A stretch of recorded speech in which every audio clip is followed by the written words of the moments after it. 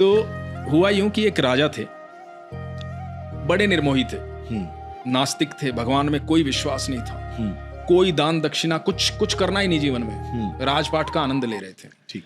तो एक दिन रथ पर आए, एक संत आए उनके सामने। संत रुके आकर के, संत को पता लगा इस तरह का राजा है, तो संत ने कहा राजा को कि मुझे आपसे दान चाहिए। तो राजा ने कहा कि ये मेरी नियति में नहीं, मैं दान वान नहीं देता, ये फालतू के खर्चे में नहीं करता। तो संत ने कहा कि नहीं, मुझे तो आपसे दान चाहिए ही चाहिए, मेरी इच्छा है कि आपसे दान लूं। तो राजा ने कहा कि भाई मैंने कहा ना कि मेरे पास कुछ फालतू है ही नहीं देने के लिए, इसलिए मैं कुछ देता नहीं हूं, आप जाइए यहां से। तो संत ने कहा कि पर मुझे आपसे लेना है।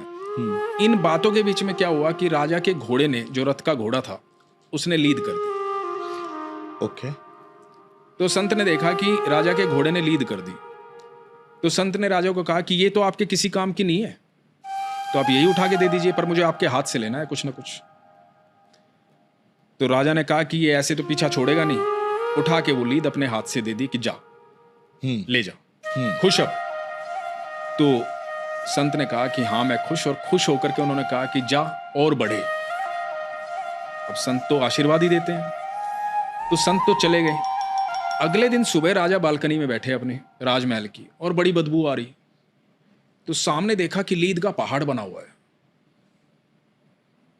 तो बुलाया अपने सैनिकों को, ये क्या है, हटाओ इसको। वो हटवाया गया, लेकिन वो फिर बन गया। बदबू फैलती जा रही है, समझ में नहीं आ रहा राजा के। तो राजा को ध्यान आया कि एक संत आया था, उसको घोड़े की लीद दी थी, और उसने कहा था कि और बढ़े। तो कहीं इस वजह से तो नहीं बढ़ रही है।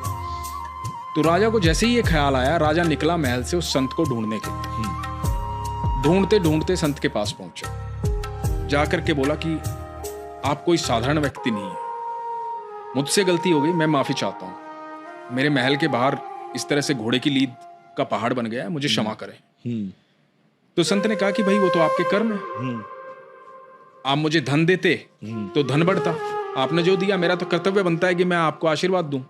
तो मैंने आपको इस तरह का आशीर्वाद दिया, तो अब आपका ये बढ़ रहा है, तो ये तो आपके कर्म है, आपको भोगने पड़ेंगे।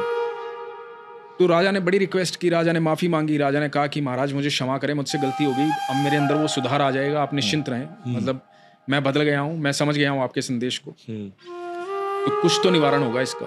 तो संत ने कहा कि हाँ निवारण है, लेकिन मुझसे कोई प्रश्न नहीं पूछेगा जब तक निवारण ना हो जाए। ओके। तो राजा ने कहा कि ठीक है, नहीं पूछूंगा। तो संत ने कहा कि जा अपनी प्रजा में कुछ ऐसा फैला दे कि लोग तेरी बुराई करने लग जाए। अब राजा वापिस आया। राजा ने बातें ऐसी